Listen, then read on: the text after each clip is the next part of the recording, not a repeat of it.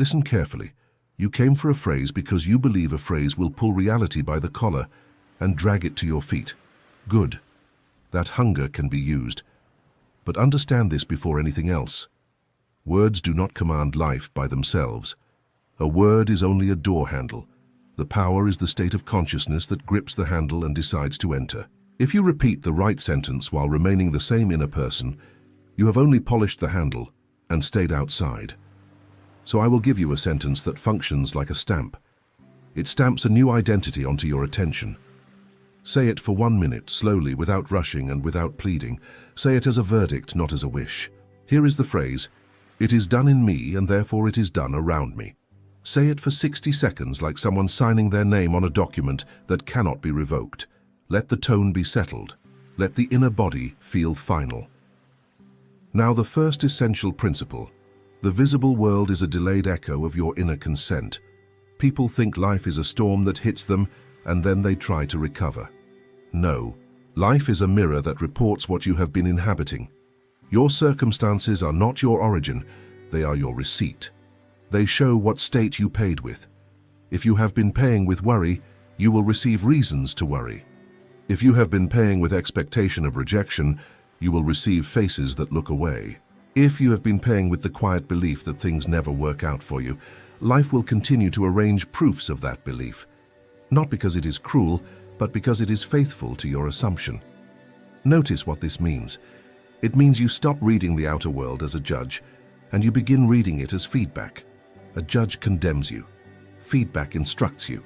When something undesirable appears, you do not panic and say, "This is my fate." You say, "This is my previous state returning to report." You do not argue with a receipt. You do not beg a receipt to change. You change what you are paying with now. The outer picture will follow the inner transaction as surely as a shadow follows a body. You want proof? Look at your own patterns. How many times did you feel a certain kind of day coming before it came? Not by logic, by mood, a heaviness. Then the day delivered heaviness, a sharp confidence, then opportunities opened. People call it luck. It is not luck. It is the law of the state. The world is porous. It leaks whatever you are into, whatever you experience. This is why the phrase matters. "It is done in me" is a refusal to keep negotiating with yesterday. It is you declaring that the inner decision is complete, even if the outer scene is still catching up. And therefore it is done around me is the natural consequence. The mirror must obey the face you present to it. If you keep changing your inner face every hour, the mirror will keep giving you chaos. If you hold the same face steadily, the mirror must eventually match it, because it cannot do otherwise. You may feel the old state argue. It will bring up deadlines, numbers, memories, the tone of someone's voice, and the weight of past disappointments. Let it speak. Do not move. The old state is like a drum that keeps vibrating after you stopped hitting it. The vibration is not a command. It is residual motion. If you stop feeding it with attention, it fades. Before we move into the next principle, I want you to use what is already available to make this practice precise. In the pinned comment, there is material meant to guide you through this work in a clear sequence, so you don't just feel inspired and then slip back into your old automatic thinking by tonight. If you want to go beyond motivation and actually stabilize a new state day after day, take what is there and apply it with discipline. A structure protects your focus until focus becomes natural. Now the second principle, you must live from the end, not toward it. Most people live as if reality is a destination that might allow them entry someday. They stand outside the house and stare through the window, pressing their face to the glass, hoping the owner will invite them in. They call that manifesting. It is not. Living from the end means you move inside first, internally, and you begin to breathe as the owner. The end is not a future moment. The end is a present identity. It is the sensation of ownership now. Understand the difference between hunger and ownership. Hunger checks, hunger counts.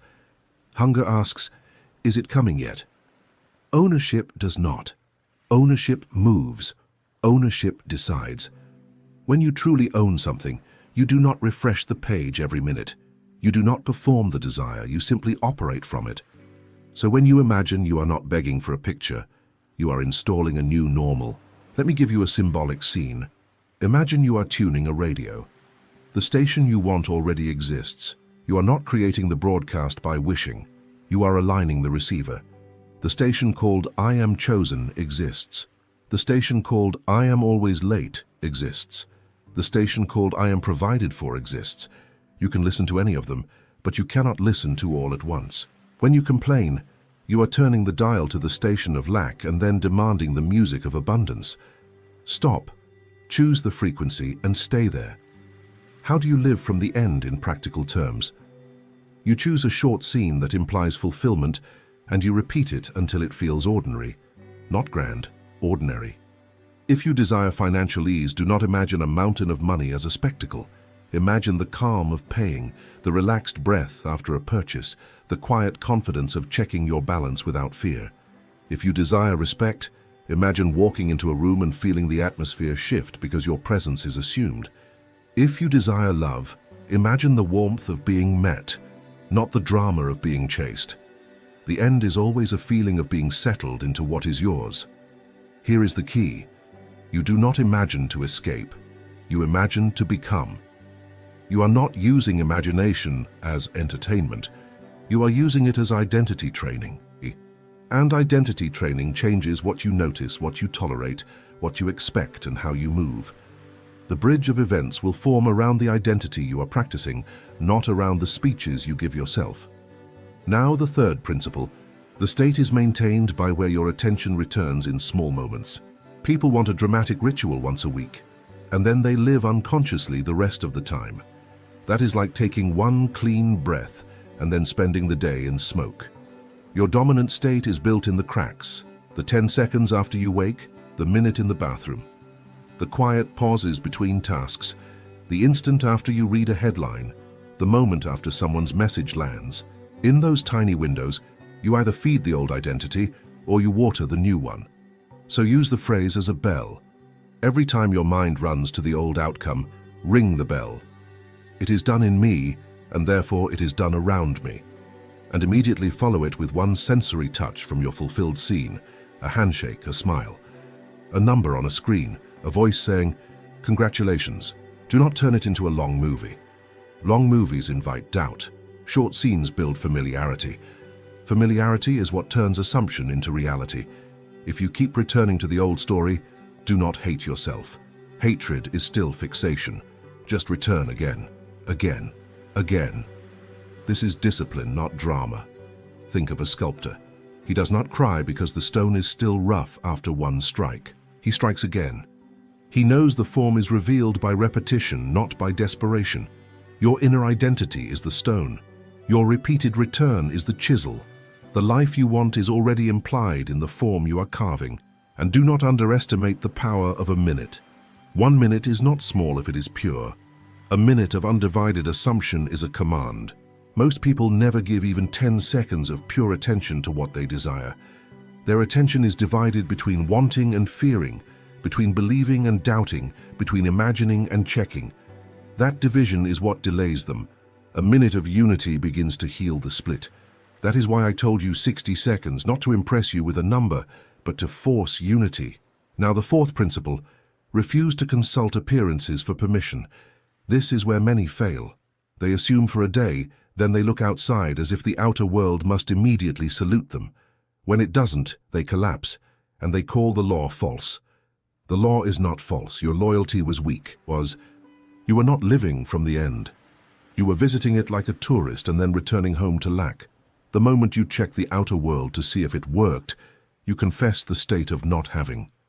You step back into the identity of someone waiting for evidence, and the outer world, obedient as a mirror, must show you more waiting. It is simple.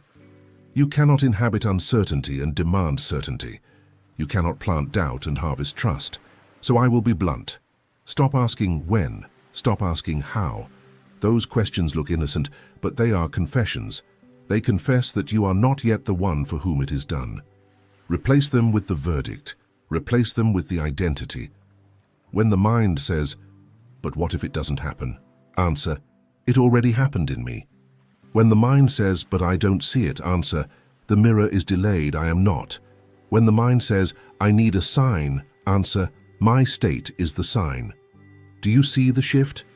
You stop treating the outside as the authority. You become the authority. Let me give you another image. Imagine walking with a lantern at night. The lantern does not light the entire road at once. It lights the next steps. If you refuse to move until you see the whole path, you will stand in darkness forever. Your assumed state is the lantern. Appearances are the darkness around it. Move by the lantern, not by the darkness. The darkness will not argue. It will simply disappear as you advance. Refusing appearances does not mean ignoring practical tasks. It means you stop letting tasks define you. You can handle a bill while refusing the identity of poor. You can be in a quiet season while refusing the identity of forgotten. You can receive a no while refusing the identity of rejected. Facts are not definitions, facts are echoes. You deal with echoes, but you do not build your identity from them. Now the fifth principle, embodiment. Becoming the kind of person for whom the desire is natural. Many people want to get something while staying the same person inside. They want ease while they still expect struggle. They want admiration while they still feel small. They want freedom while they still obey fear. The outer change is only the costume. The inner change is the actor. Change the actor, and the costume will appear automatically. Embodiment begins in the inner body. Ask yourself, what does it feel like to already be the one who has it? Not excitement. Excitement is still hunger. Excitement is the child shaking the gift before it is opened. Ownership is quieter. Ownership is steady. Ownership is a relaxed breath, a settled spine, a mind that is not scanning for threats. Practice that calm. If you cannot feel calm, then you are still outside the house looking through the window. Enter.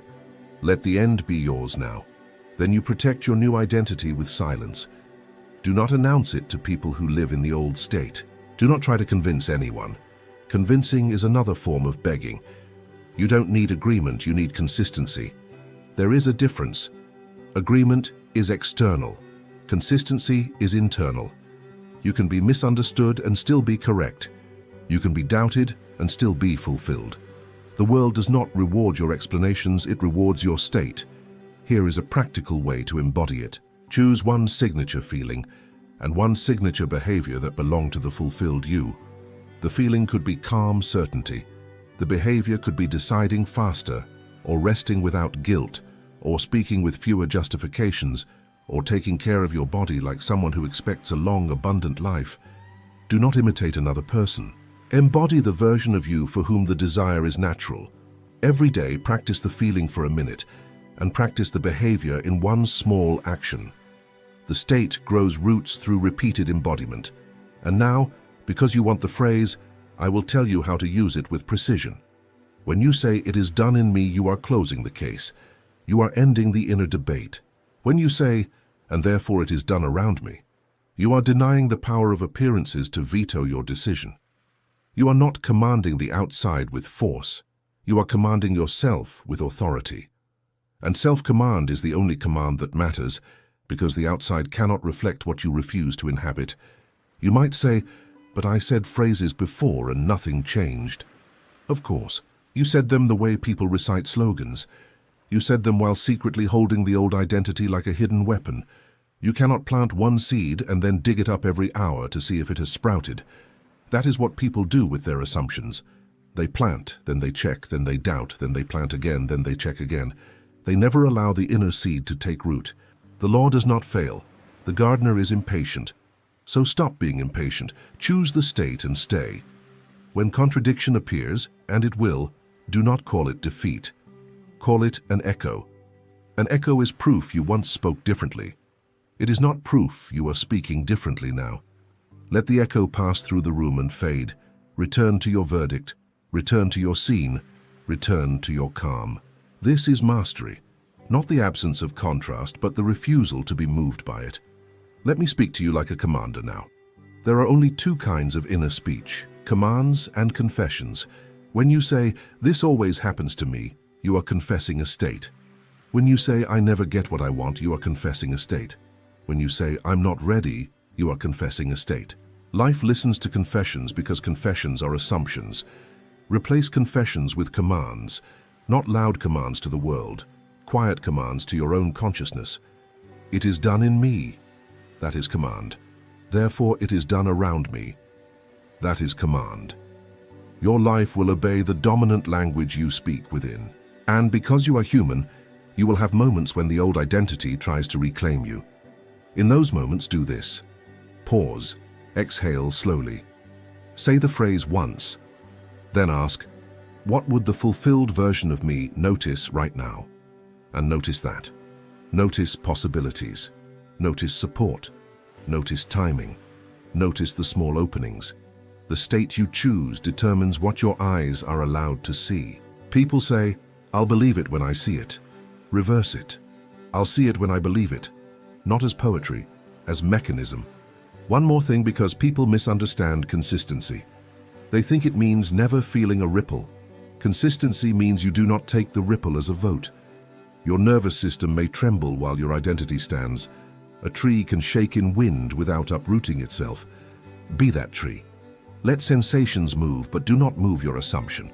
You can practice this with a simple inner exercise. Sit for a moment and imagine 2 chairs in front of you.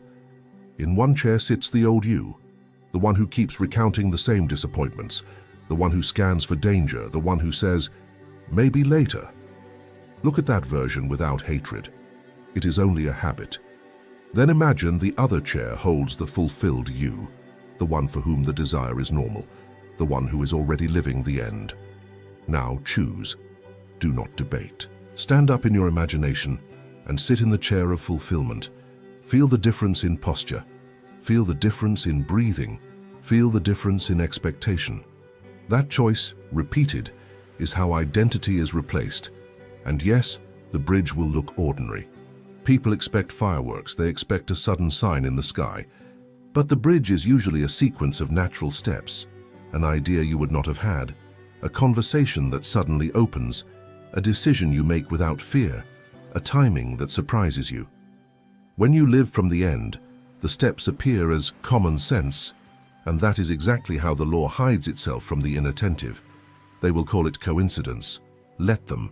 You will know it was your state moving through time. Guard your inner environment the way a wealthy person guards their capital.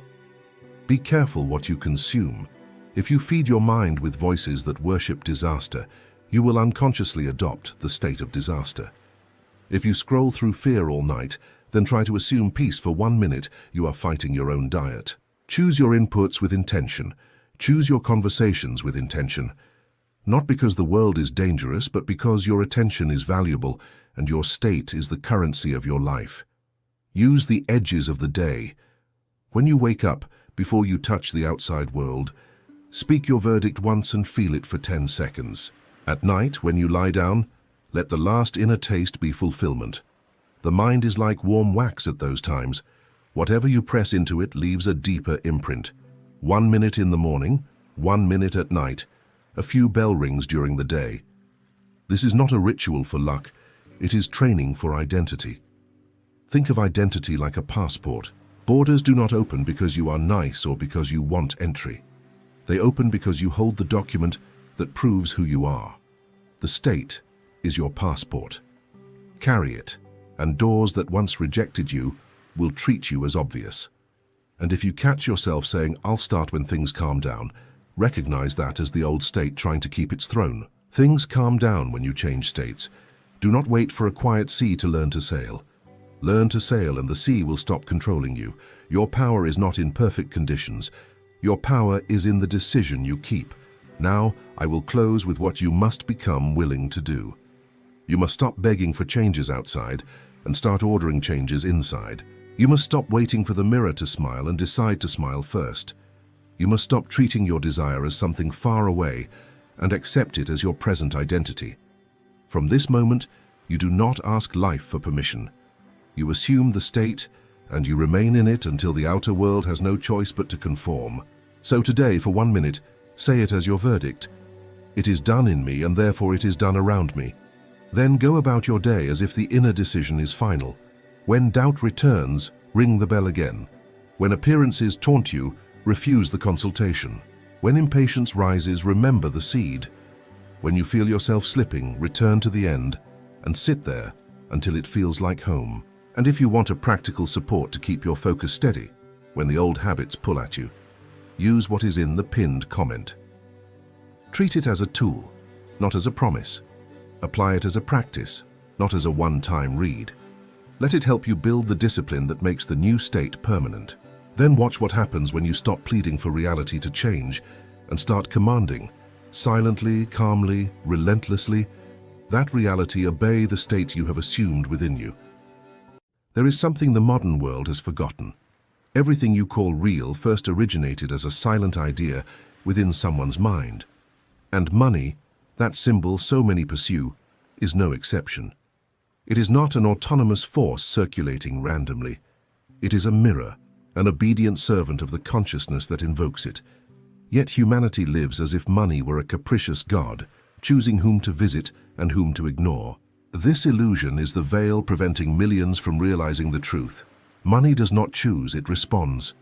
It responds to the name you give it within yourself. There is an ancient law few have dared to comprehend. The law of calling money by name. It's not about words spoken aloud, but about vibrations sustained by consciousness. When you call it by name, you are not just affirming something. You are recognizing an inner identity, a state. And this state, when assumed with conviction, causes the invisible to move. What you feel is true, what you uphold with silent faith, the universe translates into form and circumstance. Men pray for prosperity, but they pray like beggars.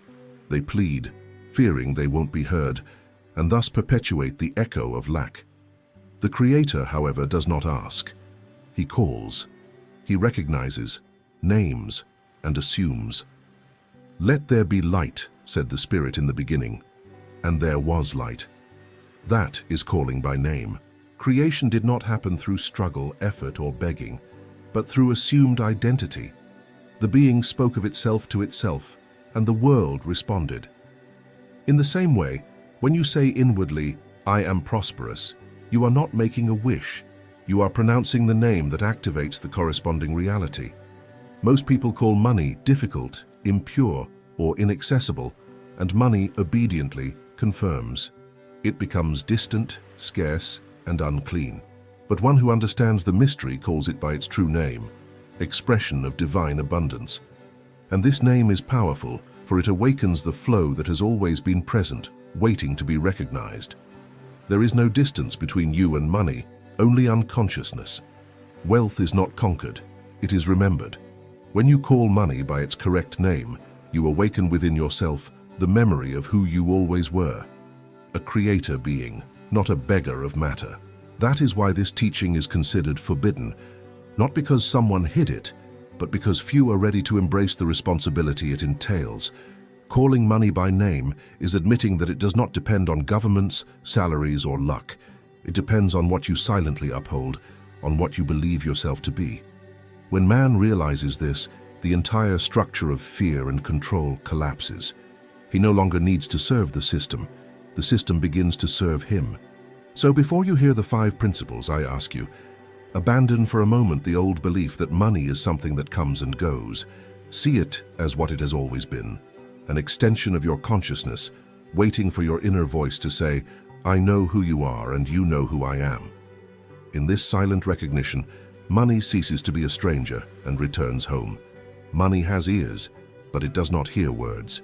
It hears the state of the speaker. This is the first and most important key. Many recite affirmations, repeat phrases, pray, plead, but they do not understand that the universe does not respond to human language, but to the inner vibration these words carry. You can say, "I am prosperous," 1,000 times a day, but if within you there is an emotion of lack, a feeling of distance, that is what will be heard. Money does not move by your voice, but by your consciousness. It does not come because you want it, it comes because you are. Consciousness is the true language of creation. When you speak to money, you do so with what you feel, with how you perceive yourself in relation to it.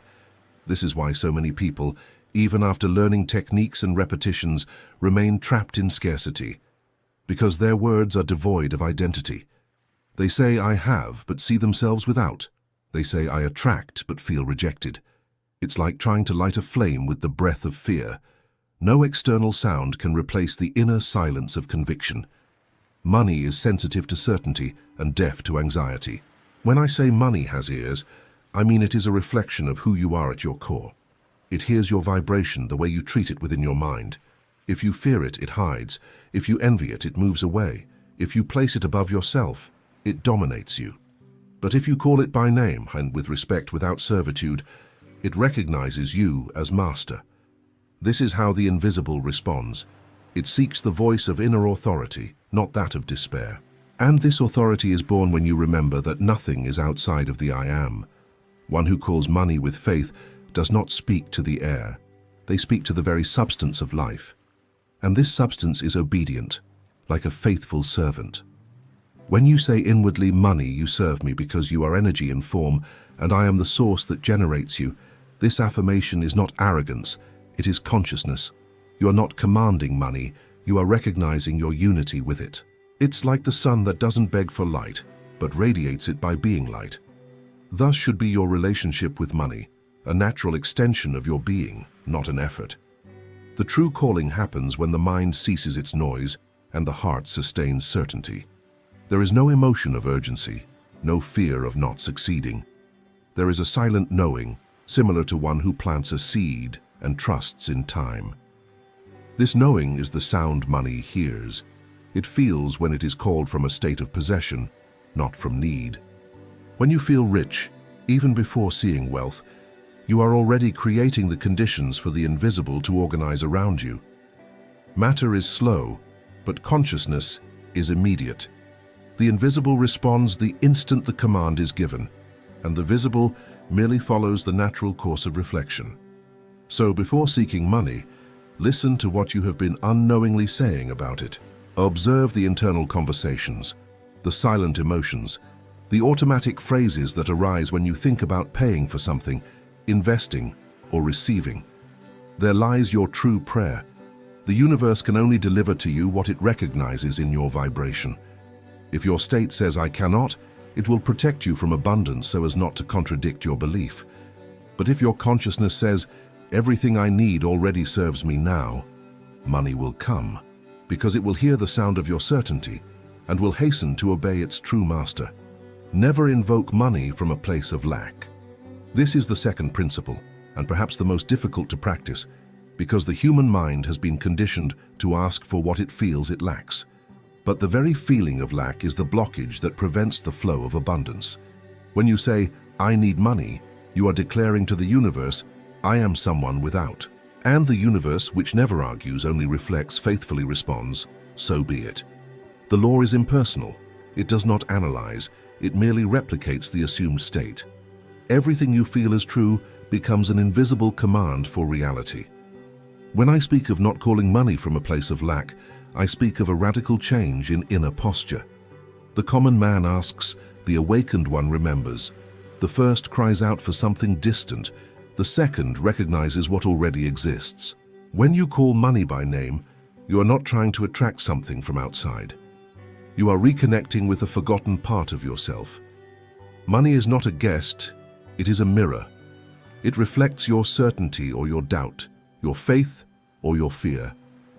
Just as a shadow follows the body, money follows the consciousness that creates it. That is why every attempt to seek prosperity while feeling poor ends in frustration. You cannot cure lack by reinforcing lack. The cure comes when you refuse to see it, when you begin to act, think, and feel like one who already has, even if the external scenario contradicts it. This is the true calling. It is internal. It is silent. It is the moment when you abandon the vibration of I want to have and assume that of I am the one who possesses. At that instant, the invisible begins to move in your direction because it recognizes the voice of the origin. The mind will resist. It will whisper, but what about the bills? And the debts? And tomorrow? And that is where spiritual discipline proves necessary. One who understands the law does not deny reality, but neither does he bow to it. He transcends it, sustaining within himself the feeling of possession until the form yields to the cause. This requires courage because the external world will test your faith. Money will not come as long as you doubt, because doubting is commanding it to wait. Faith is the signature that releases the movement. Remember, you don't ask to breathe, you simply breathe. So it should be with money. When you see it as natural, it flows. When you see it as rare, it flees. When you feel unworthy, it hides. But when you call it by name with the serenity of one who already possesses, it responds. Say in silence with gentleness and power, I and abundance are one being. Money serves me because I serve life, and life rewards me with everything I need. That is the vibration of inner possession. When you sustain this state for long enough, the world changes its tune. Opportunities appear, doors open, and what once seemed like effort becomes flow. Because money, which is living energy, begins to move in harmony with your new name, the name of one who is, and no longer one who needs. So understand, lack is merely spiritual amnesia. When you remember who you are, abundance ceases to be a goal and returns to what it has always been, your nature. You cannot call money by name if you still believe yourself to be unworthy of it. This is the third principle, that of identity. Money is merely a mirror reflecting what you believe yourself to be. If within yourself you still see yourself as small, limited, ashamed, or incapable, money will confirm it, keeping its distance, because it cannot contradict the image you hold of yourself. Money does not obey wishes. It obeys one who knows who they are. One who identifies as the source never pursues it, because they understand it is a consequence, not a cause. Calling money by name is an act of inner authority. It is affirming without words, I am the one from whom all forms of wealth proceed. And this phrase, even if spoken in silence, vibrates in the depths of being, paving the way for the natural flow of abundance. The man who fears money makes it a tyrant. He who envies it makes it unattainable. But he who recognizes it as an expression of his own divine nature attracts it effortlessly, not because he seeks it, but because he reflects it. Life does not deliver wealth to those who doubt their worth, but to those who assume they are value itself manifested. You see, there is no separation between you and money, just as there is no separation between the sun and its light. Money is the light of your inner value projected into the material world. The more worthy you see yourself, the more this light expands.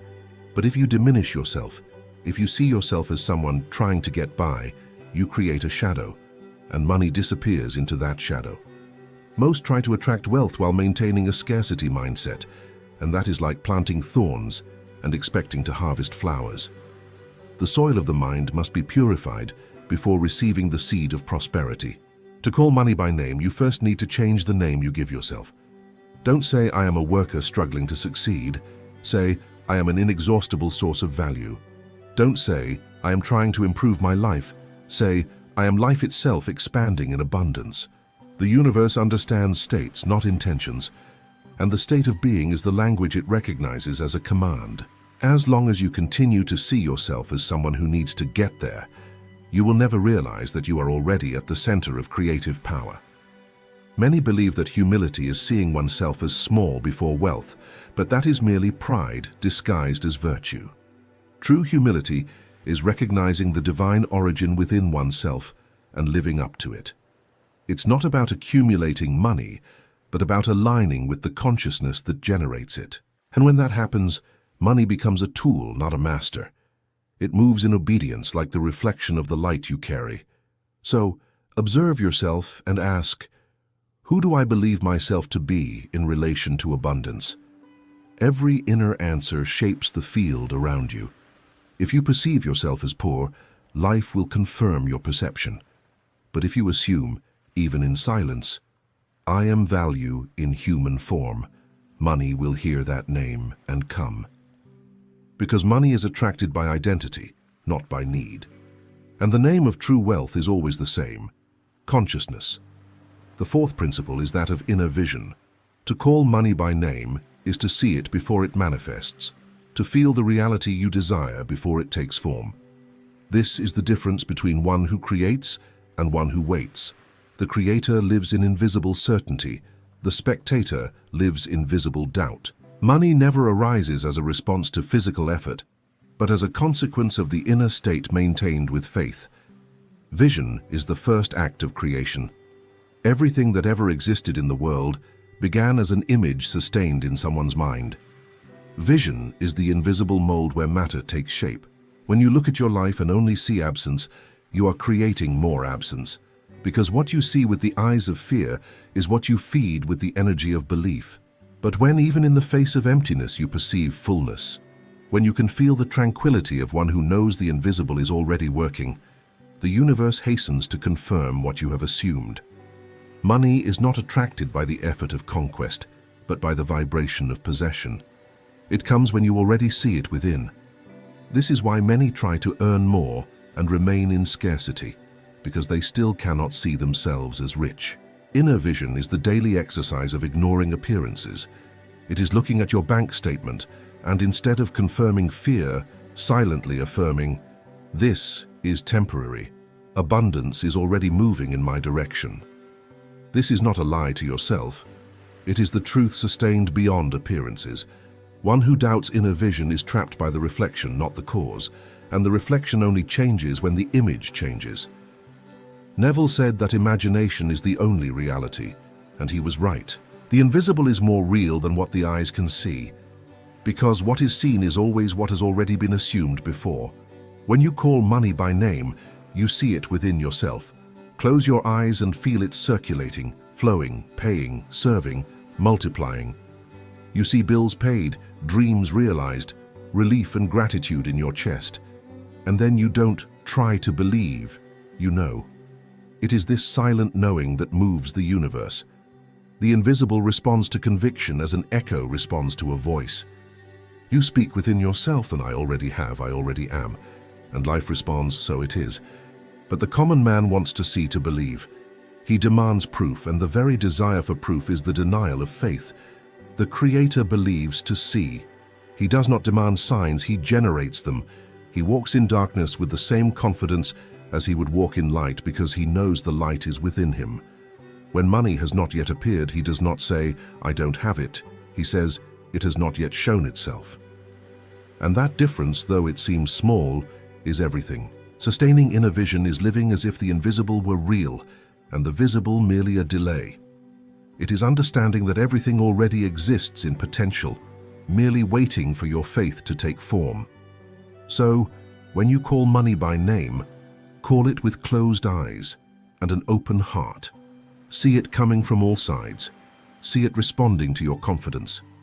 And when the external world finally reflects what you saw, smile, not in surprise, but in recognition, because what you see now you had already created long before. The fifth principle is that of reverence. Few understand that money is sacred, not because it is a god, but because it is a form of divine energy itself manifested in matter. Treating money with reverence does not mean worshipping it, but rather recognizing in it the presence of flowing life. Everything you respect remains, everything you despise moves away. When you curse money, feel anger towards it, envy those who have it, or call it a necessary evil, you are unconsciously denying the flow of abundance itself. Money senses when it is repelled and withdraws to where it is welcome. Reverence begins in the mind. It is the way you think about money when you are alone. It is the emotional tone with which you treat it. Many say, "I don't care about money," but spend their days worrying about it. This contradiction is one of the biggest causes of blockage. Money does not flow where there is guilt. When you see it as something dirty, as a threat to spirituality, or as the cause of the world's ills, you expel it from your experience. But when you see it as an instrument for good, as a means to serve, create, and expand, it begins to circulate naturally. Reverence also lies in how you use money. Do not spend out of fear, nor save out of greed. Money loves movement. It is energy, and stagnant energy sickens. When you use it with gratitude, it returns multiplied. When you withhold it due to distrust, it stagnates. Pay for something with anger, and you will feel loss. Pay with joy, and you will feel power. The way you give money determines how it will return. Therefore, bless every transaction.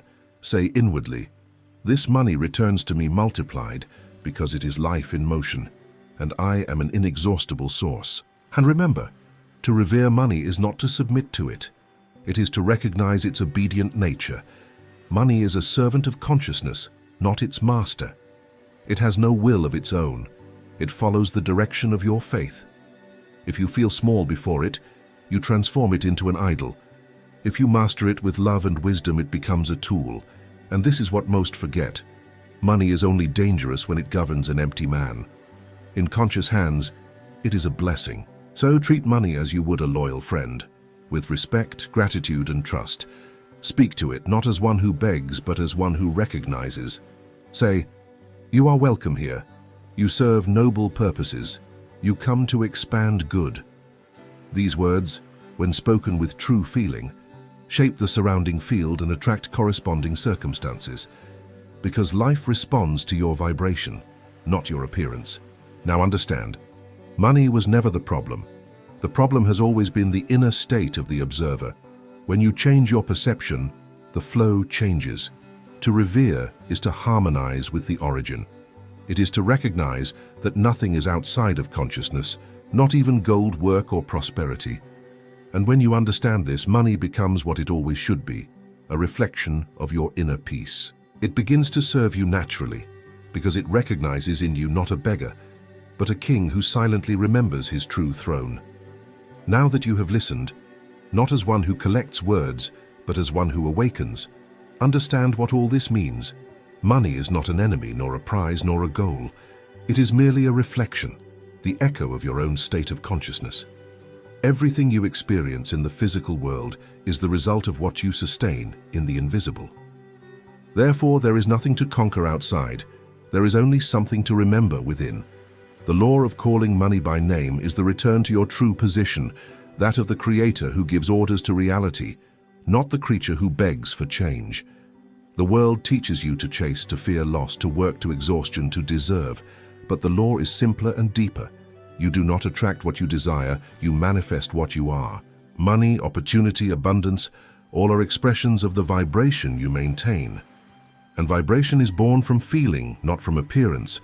When you feel poor, you are proclaiming poverty, even if you recite prosperity. When you feel rich, you are proclaiming abundance, even if the world still shows otherwise. The universe is not guided by logic, but by conviction. You were created in the image of the Creator. This means that you also create through consciousness. And all creation begins within, in the silence where only the I Am resides.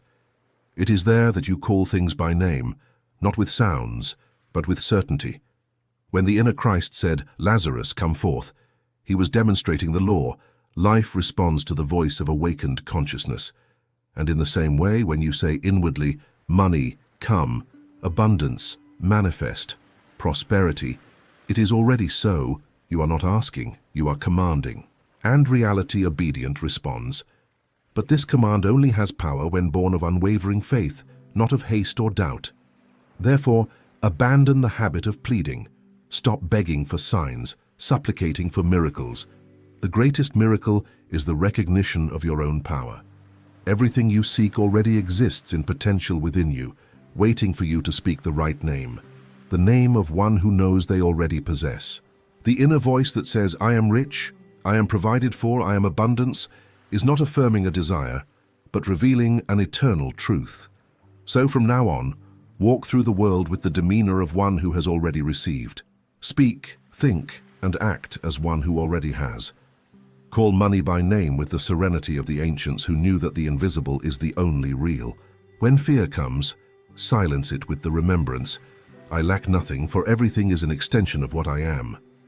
When the world challenges you, smile in silence, because form is slow, but consciousness is immediate.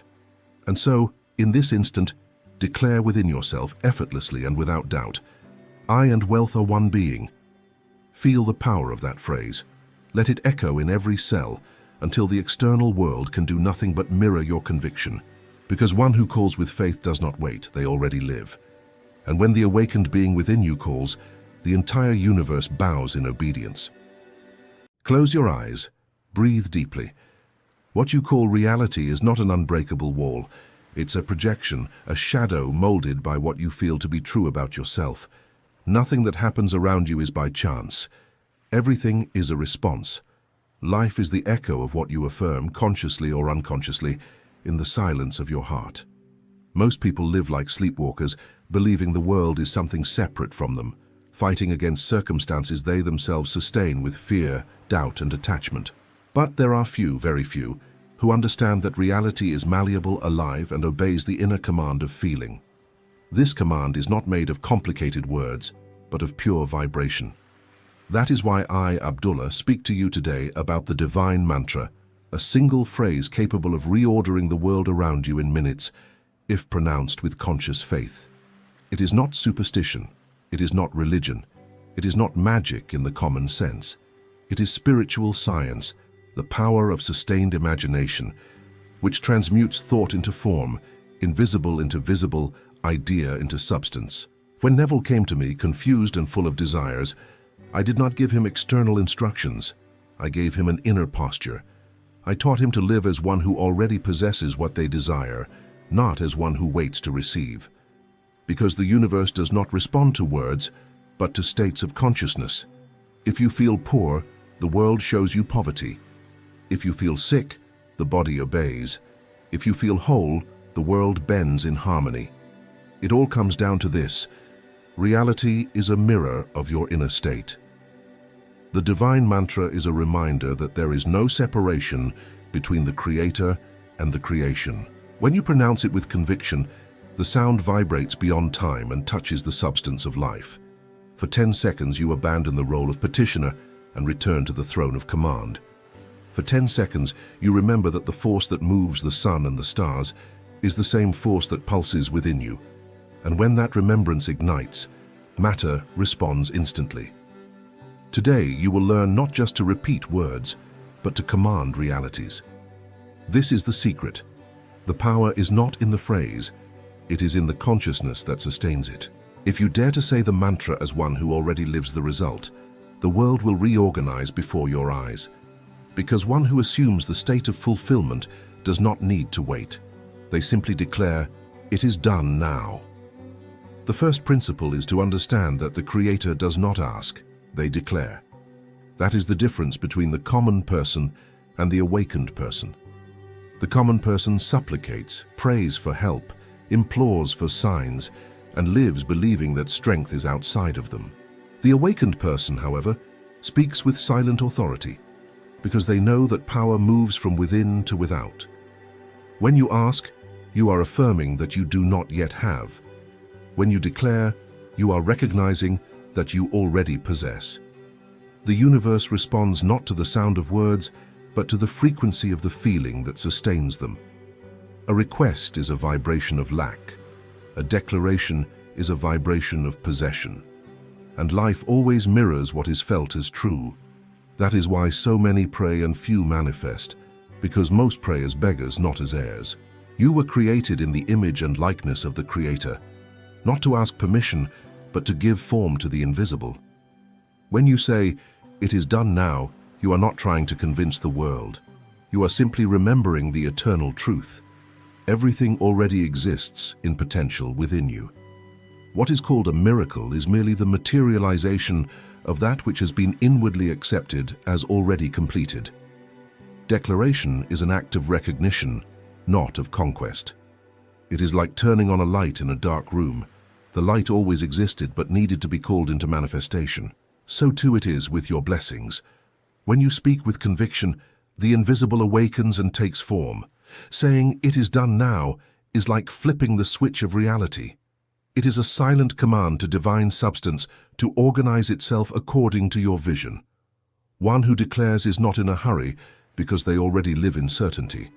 They do not watch the clock or external signs, they remain firm in the assumed state.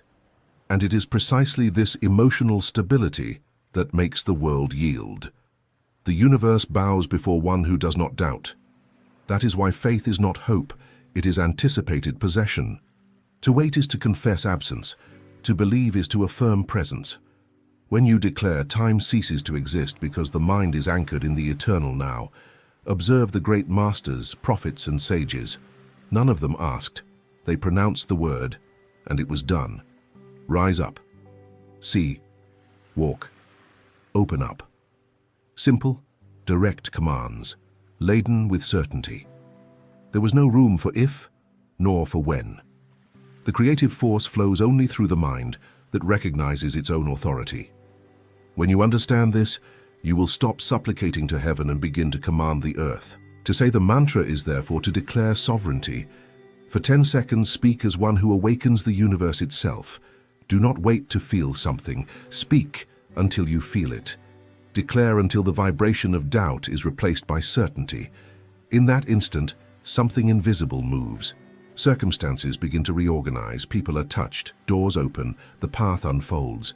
Because the visible world is merely the servant of the inner state, and one who declares with true faith never speaks in vain. The second principle is to understand that the power of the mantra is not in the words, but in the emotion that accompanies them. Words are just the shell. Feeling is the seed. It is feeling that plants reality in the invisible field of the mind. 10 seconds of pure emotion are worth more than 1,000 mechanical repetitions. You can say the phrase all day, but if the heart is empty, nothing will move. The universe does not respond to the mouth, it responds to the heart. When you say it is done now, you must feel that the entire universe hears you.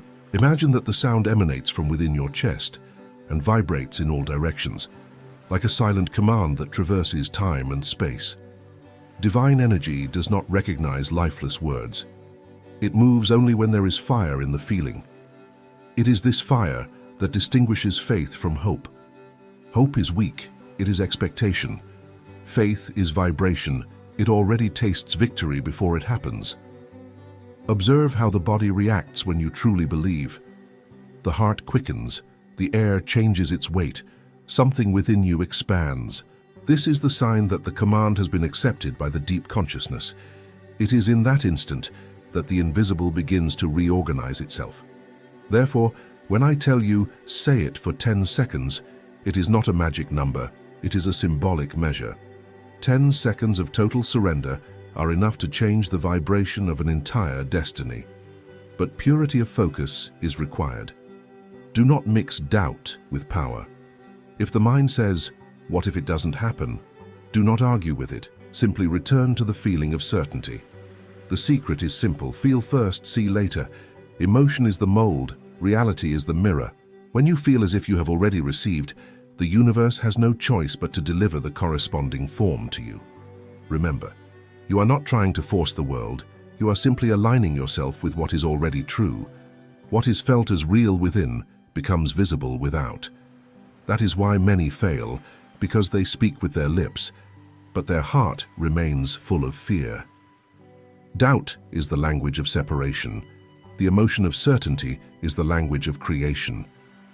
When repeating the mantra, close your eyes, breathe deeply, and feel the warmth of the divine presence within you. See in the invisible the result already fulfilled.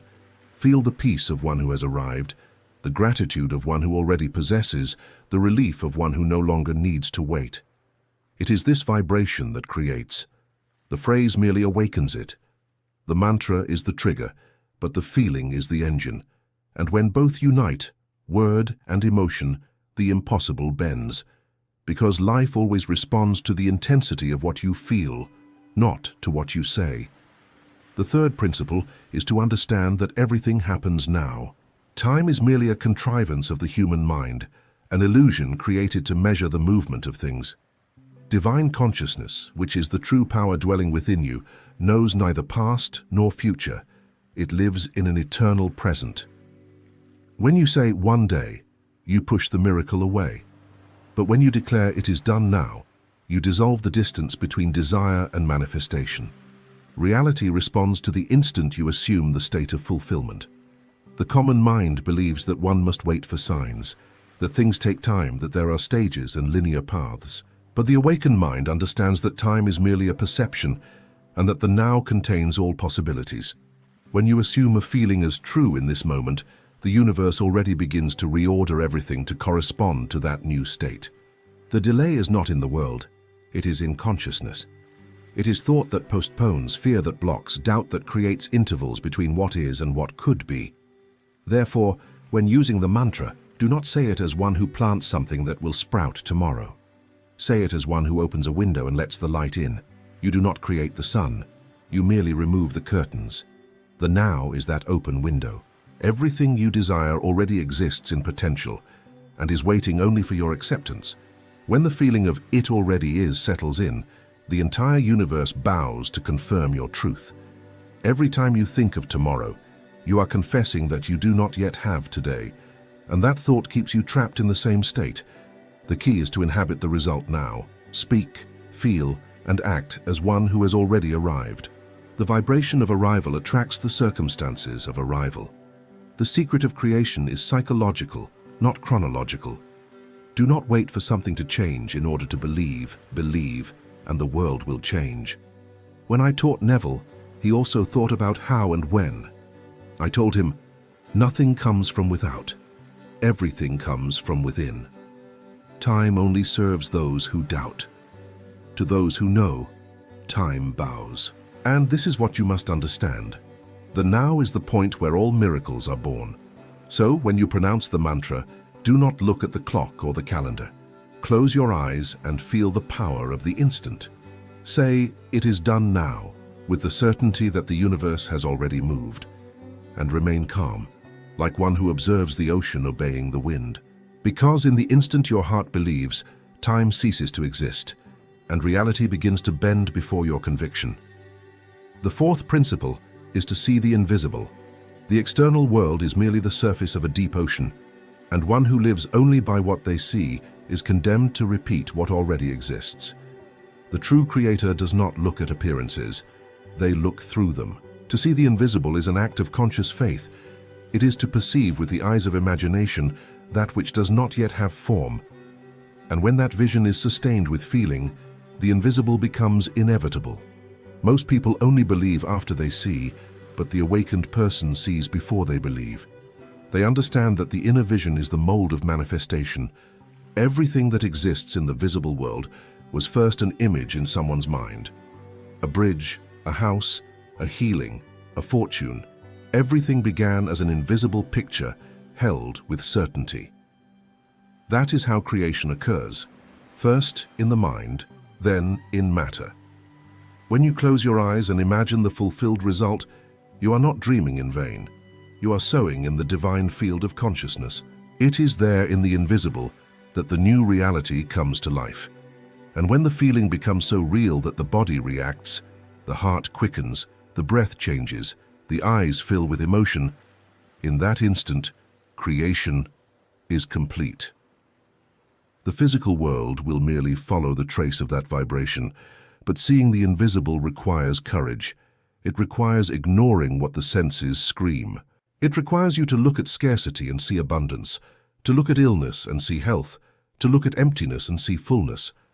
That is why few manifest, because they still believe more in what they see than in what they feel. The Creator reverses this logic. They feel first, see later. When you use the mantra, close your eyes and see. See life responding to your new identity. See people treating you according to the new state. See doors opening, money arriving, peace reigning. Do not just imagine it as a distant scene, but live as if it is happening now. Walk through this mental scenery with the naturalness of one who already belongs to it. And above all, do not doubt. Doubt destroys the image, like wind extinguishing a flame. Every time the mind tries to remind you of reality, reaffirm within yourself, what is real is what I feel now. The invisible is the raw material of the visible. When you sustain the inner vision, the world has no choice. It reorganizes itself to reflect what you have decided to see, because life is not what happens before your eyes, but what you insist on seeing with your heart. The fifth principle is to repeat the mantra until the mind yields.